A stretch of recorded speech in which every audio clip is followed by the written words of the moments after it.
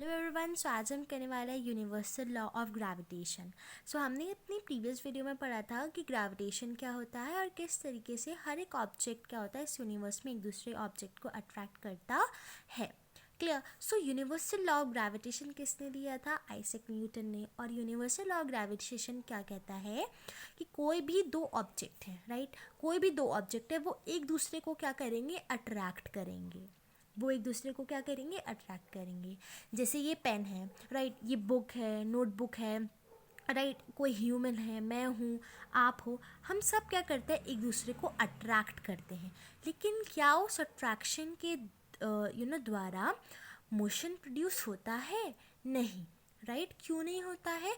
क्योंकि हमारा मास इतना कम है कि वो एकदम नेग्लिजिबल है, राइट। फोर्स क्या है? एकदम नेग्लिजिबल है। तो हम क्या बोलते हैं? यूनिवर्सल लॉ ऑफ ग्रेविटेशन इसी को बताता है। क्लियर? क्या बताता है कि जो फोर्स अप्लाई होगा, राइट, जिस फोर्स से एक दूसरे को अट्रैक्ट करेंगे वो फोर्स क्या होगा? डायरेक्टली प्रोपोर्शनल होगा। वो फोर्स क्या होगा? डायरेक्टली प्रोपोर्शनल होगा। वो फोर्स किसके डायरेक्टली प्रोपोर्शनल होगा? उनके प्रोडक्ट के मास से, राइट। उनका जो मास का प्रोडक्ट होगा, इसका मास ले m1 और इसका मास ले लो m2, राइट। लेट्स से दो स्टोन है A और B, दो स्टोन है। क्लियर? अब एक स्टोन का मास कितना है? m1 और दूसरे स्टोन का मास क्या है? m2। और इन्वर्सली प्रोपोर्शनल होगा इनके डिस्टेंस के स्क्वायर से। क्लियर? तो डिस्टेंस क्या होगा? इसका रेडियस और इसका रेडियस, जब हम इन दोनों को क्या कर देंगे? ज्वाइन कर लेंगे तो ये क्या बन जाएगा? डिस्टेंस। क्लियर? तो ये जो फोर्स लगेगा ना वो इन्वर्सली प्रोपोर्शनल होगा किसके? इनके डिस्टेंस के स्क्वायर के उसमें, और डायरेक्टली प्रोपोर्शनल होगा इनके प्रोडक्ट ऑफ मास के। इसका मतलब क्या है? अगर फोर्स ज़्यादा लग रहा है, इसका मतलब जो मास है वो भी ज़्यादा होगा। अगर फोर्स कम लग रहा है तो इसका मतलब मास भी कम होगा। और अगर फोर्स ज़्यादा लग रहा है, इसका मतलब जो डिस्टेंस है ना वो क्या है? कम है। इन्वर्सली का मतलब क्या होता है? अगर फोर्स ज़्यादा होगा तो जो डिस्टेंस होगी वो क्या होगी?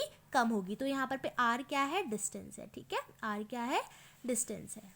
और हम क्या लेते हैं? R square. क्लियर? और अगर फोर्स कम होगा तो इसका मतलब जो डिस्टेंस है वो क्या होगी? ज़्यादा होगी। तो हम हर एक बॉडी क्या करते हैं? एक दूसरे को अट्रैक्ट करती है। ये पेन मुझे अट्रैक्ट करी, लेकिन मोशन क्यों नहीं क्रिएट हो पा रहा है? क्योंकि हमारा मास क्या है? बहुत ज़्यादा कम है। मास के कम होने की वजह से फोर्स भी क्या हो रहा है? कम हो रहा है। क्लियर? तो जो यूनिवर्सल लॉ ऑफ ग्रेविटेशन होता है, ग्रेविटेशन का मतलब ही क्या है कि वो किसके बीच में है? वो किसी ऑब्जेक्ट और दूसरे ऑब्जेक्ट के बीच में ही है। वो अर्थ के बीच में और हमारे किसी ऑब्जेक्ट के बीच में नहीं है। वो क्या हो जाएगा? Gravity, right. तो अगर हम इसे एक एग्जाम्पल देखें तो हम कैसे ले सकते हैं? देखो फोर्स जो होता है ना वो क्या होता है? इज इक्वल्स टू, अब हम क्या लेते हैं? एक यूनिवर्सल कांस्टेंट लेते हैं। Universal constant. यूनिवर्सल कांस्टेंट का मतलब क्या होता है कि आप इस यूनिवर्स में कहीं पर भी चले जाओ पर उसकी वैल्यू क्या रहेगी? सेम रहेगी। तो वो जी, यानी कि वो क्या है? यूनिवर्सल कांस्टेंट्स है, राइट। तो उसकी वैल्यू हम लेते हैं जी। तो जी की वैल्यू क्या होती है? 6, right. 6.67 into 10⁻⁻11 nm square upon kg square. तो ये क्या होती है? यूनिवर्सल कांस्टेंट जी की वैल्यू होती है। तो फोर्स इज इक्वल्स टू क्या होता है? जी m1 m2 अपॉन r2। तो हमेशा ये जो जी रहता है ना, इसकी वैल्यू हमेशा यही रहती है। आप यूनिवर्स के किसी भी कोने में चले जाओ, चाहे आप अर्थ में हो, चाहे आप इंडिया में हो, चाहे आप अमेरिका में हो, आप किसी भी देश में हो, आप किसी भी प्लैनेट में हो, लेकिन ये जी की वैल्यू क्या रहती है? हमेशा सेम रहती है। कभी कभी क्या होता है? ये क्वेश्चन पूछ लेता है कि जो जी है, राइट, जी है कैपिटल जी, हाँ आप याद रखना ये कैपिटल जी है।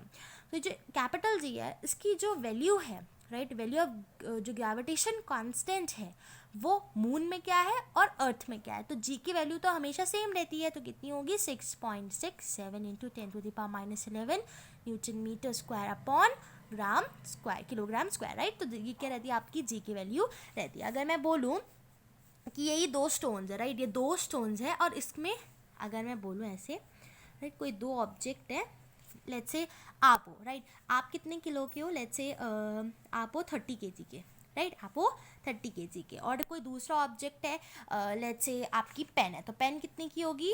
वैसे तो पेन बहुत लाइट होती है, लेकिन हम ले लेते हैं 2 kg की है, राइट।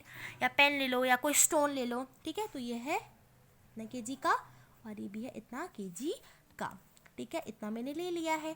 अब मैं बोल रही हूँ कि मास तो इसका इतना हो गया और डिस्टेंस ले लेते हैं बीच में। डिस्टेंस है लेट्स से 2, राइट, 2 मीटर की डिस्टेंस है, राइट, तो 2 मीटर की डिस्टेंस ले ली। अब फोर्स कितना लेगा? ग्रेविटेशन कांस्टेंट तो हमेशा उतना ही रहेगा, क्लियर, ग्रेविटेशन कांस्टेंट इतना रहेगा।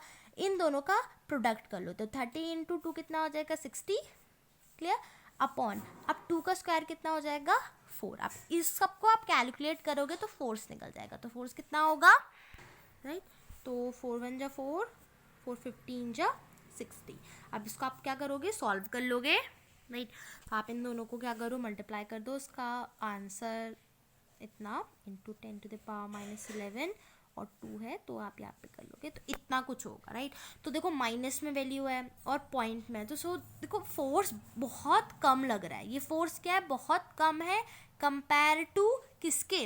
अर्थ के मास के, राइट। अर्थ जो फोर्स लगाती है ना, उससे तो बहुत कम है। क्यों? क्योंकि अर्थ का क्या है? मास ज़्यादा है। अर्थ के मास ज़्यादा होने के कारण क्या है? फोर्स जो अप्लाई होता है, देखो यहाँ पे मास ज़्यादा है तो फोर्स जो अप्लाई होता है वो भी क्या है? ज़्यादा है। इसका मतलब अर्थ का जो क्या है? मास है वो ज़्यादा है। इसका मतलब जो अर्थ के द्वारा फोर्स होगा वो भी क्या होगा? ज़्यादा होगा। इसीलिए क्या होता है? ग्रेविटी लगती है, राइट। इसीलिए क्या होता है? जो अर्थ होता है वो हमको क्या करता है? अट्रैक्ट करता है। जैसे पेन है, इसको मैं ड्रॉप करूंगी तो क्या करेगा? अर्थ इसको अट्रैक्ट करेगा, जिसकी वजह से ग्राउंड में गिर जाएगा। तो इसका मतलब क्या है कि अर्थ में क्या है? अर्थ का मास ज़्यादा है, जिसकी वजह से जो ग्रेविटेशन फोर्स है वो भी क्या है? ज़्यादा है। क्लियर? तो ये हमें क्या बताता है कि किस तरीके से जो यूनिवर्सल लॉ ऑफ ग्रेविटेशन है वो वर्क करता है। क्लियर? तो मैं ये बोल सकती हूँ कि according to universal law of gravitation, the force is directly proportional to the product of the mass of two objects, right, and inversely proportional of the distance, the square of distance between them. इसको हम ऐसे भी लिख सकते हैं that F is directly proportional to the product of mass and F is inversely proportional to R square, मतलब distance का square. Clear?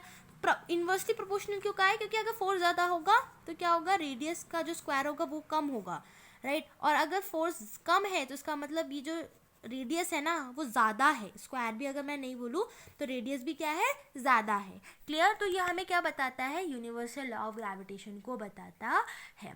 तो हम अपनी नेक्स्ट वीडियो में क्या पढ़ेंगे कि किस तरीके से ग्रेविटेशनल फोर्स बिटवीन ऑब्जेक्ट्स, जो छोटा साइज का है जो बड़े साइज का है, उसमें कैसे वेरी करता है, और Newton third law of motion and gravitation में क्या रिलेशन है। और हम फ्री फॉल को भी देखेंगे कि फ्री फॉल क्या होता है, और एक्सलरेशन ड्यू टू ग्रेविटी, और जो एक्सलरेशन ड्यू टू ग्रेविटी से हमें क्या निकलता है? जी निकलता है, हम उसकी वैल्यू भी निकालना सीखेंगे।